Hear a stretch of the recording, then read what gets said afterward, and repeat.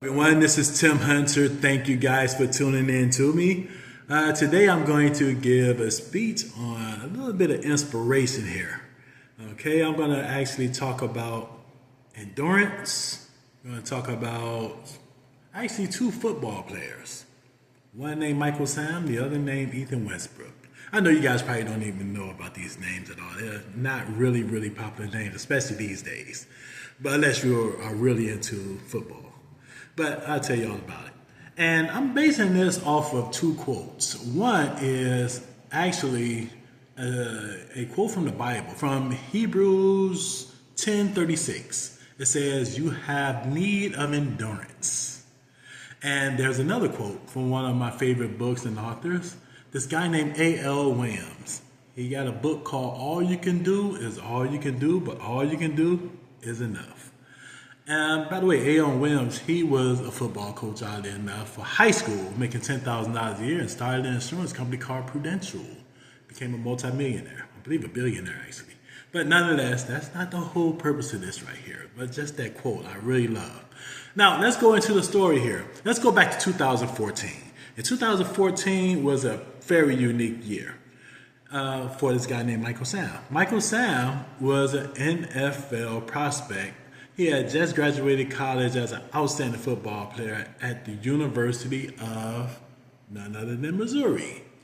He was very outstanding, very good. And before the draft, he did something very interesting. He came out as gay in the ESPN broadcast.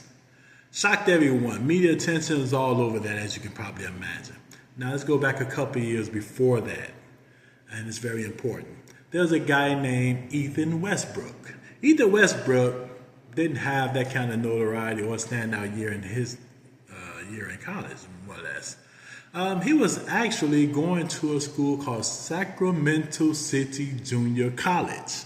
Now, not only was he going to Sacramento City Junior College, he was also working at Toys R Us. Often he'd get teased by some of his friends and so on like that, and odd looks from people because he was a big guy. He played football. Well, I guess he got so fed up because guess what else he had? He had a daughter, his toddler daughter. He would look at her and say he did not want her to have the life he had. He wanted her to have a better life. So he had a little bit more to fight for. Let's tell you what he did. I don't know if this bravado or craziness or what. He quit his job at Toys R Us. Then he went and got a tattoo on his face. You know what that tattoo said? Well, first of all, it was an image. An image of a... I don't know if you guys ever seen these actor images. It's like one of a sad face, and then on the other side, there's a smiling face. And it had a quote that says, "Laugh now, cry later." Woo-wee.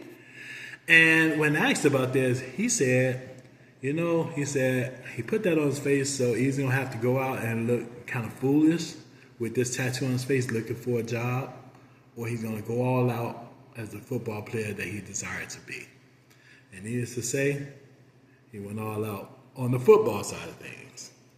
Well, he transferred over to Texas A&M. Yeah, he did some good things at Sacramento City College, but he was able to get over to West Texas A&M, and he ended up becoming Defensive Player of the Year, and not only that, MVP.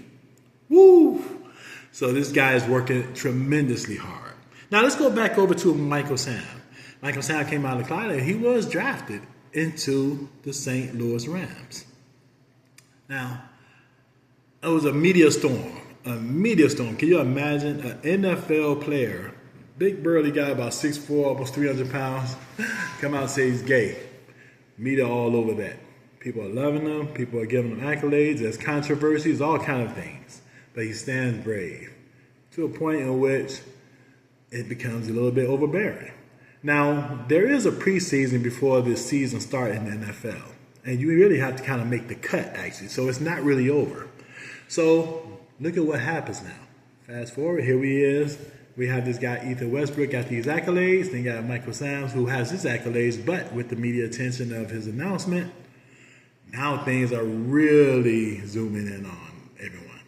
Well, both of them ended up at the same, believe it or not, preseason fight to get into the NFL. And this is because, guess what?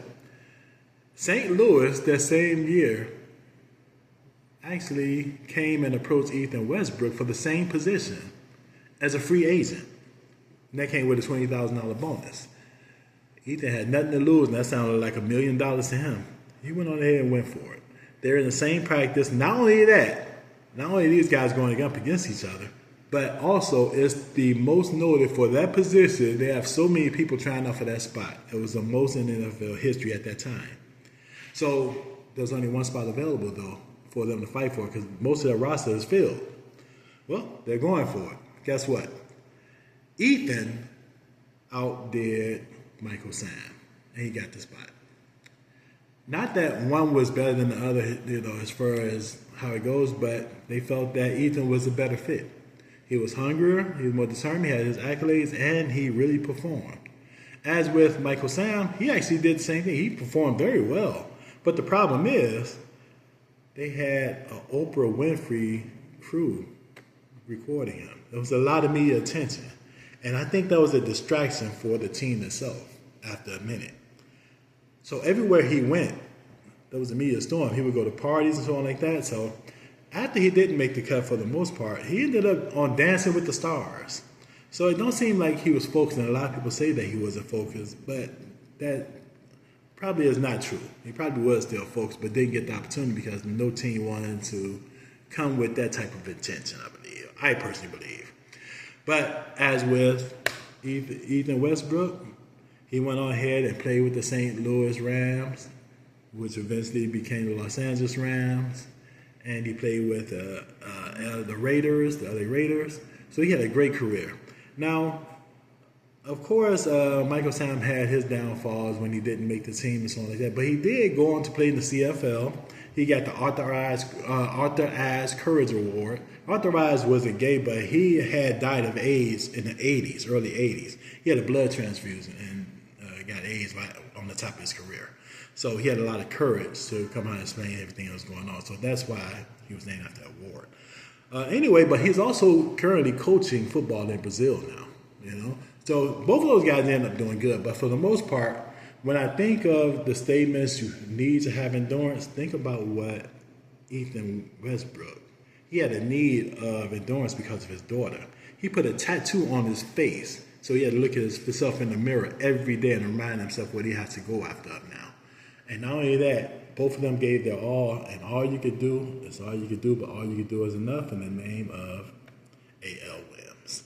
Well, I hope you guys enjoyed this story, and I hope it all reflects with you.